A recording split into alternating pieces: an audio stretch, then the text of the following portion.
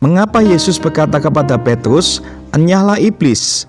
Perkataan "enyahlah iblis" yang diucapkan kepada Petrus oleh Yesus dicatat dalam Matius 16 ayat 23 dan Markus 8 ayat 33. "Enyahlah iblis" tampaknya kasar dan tidak berkarakter bagi Yesus, terutama ketika berbicara kepada Petrus, salah satu muridnya yang paling saleh. Mengapa Yesus mengatakan ini? Apa yang Petrus lakukan sehingga pantas mendapat teguran seperti itu? Tanpa menyadarinya, Petrus berbicara mewakili iblis. Yesus baru saja mengungkapkan kepada murid-muridnya untuk pertama kalinya rencananya dia harus pergi ke Yerusalem untuk menderita, mati, dan dibangkitkan. Bertentangan dengan harapan mereka tentang dia, Yesus menjelaskan bahwa dia tidak datang untuk mendirikan kerajaan mesianik di bumi pada waktu itu. Para murid tidak siap untuk wahyu baru tentang tujuan Mesias ini. Meskipun Petrus memahami kata-katanya, ia sama sekali tidak dapat mendamaikan pandangannya tentang Mesias yang menaklukkan dengan penderitaan dan kematian yang Yesus bicarakan. Jadi Petrus mulai menegur dia karena memiliki pola pikir fatalistik. Tanpa disadari, Petrus sedang berbicara mewakili iblis. Seperti musuh Yesus, Petrus tidak memusatkan pikirannya pada hal-hal Allah, jalannya, rencananya, dan tujuannya. Sebaliknya, pikirannya tertuju pada hal-hal manusia, hal-hal duniawi, dan nilai-nilai duniawinya. Yesus mengatakan bahwa jalan salib adalah kehendak Allah, rencana penebusan bagi seluruh umat manusia. Reaksi Petrus kemungkinan besar dibagikan oleh murid-murid lain, meskipun seperti biasa Petrus yang berbicara lebih dulu.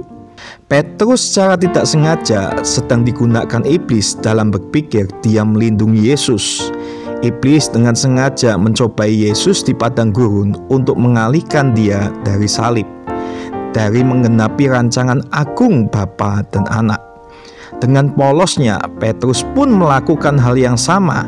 Dia belum memahami tujuan mesianik Yesus yang sebenarnya. Meskipun Petrus hanya beberapa saat sebelum menyatakan Yesus sebagai Kristus, ia berbalik dari sudut pandang Tuhan dan melihat situasi dari sudut pandang manusia yang menghasilkan teguran keras, "Enyahlah iblis." Yesus melanjutkan dengan menjelaskan, "Apa yang kamu pikirkan bukanlah apa yang berasal dari Allah, tetapi apa yang dipikirkan manusia."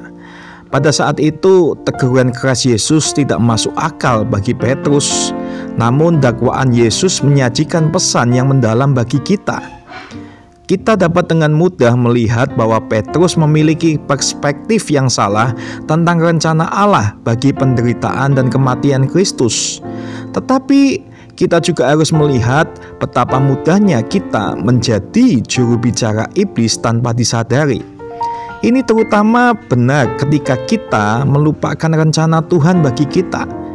Ini terjadi ketika fokus kita adalah pada karir kita, harta benda kita, keamanan kita, dan hal-hal duniawi daripada pengorbanan dan pelayanan dan pemberitaan pesan Tuhan. Ketika fokus Petrus beralih ke keinginan dan rencananya sendiri, Yesus menegurnya untuk membuatnya kembali ke jalurnya. Semoga saat ini fokus kita selalu pada Tuhan dan rencananya, agar kita tidak pernah mengalami teguran serupa dari Tuhan kita. Terima kasih, Tuhan Yesus memberkati.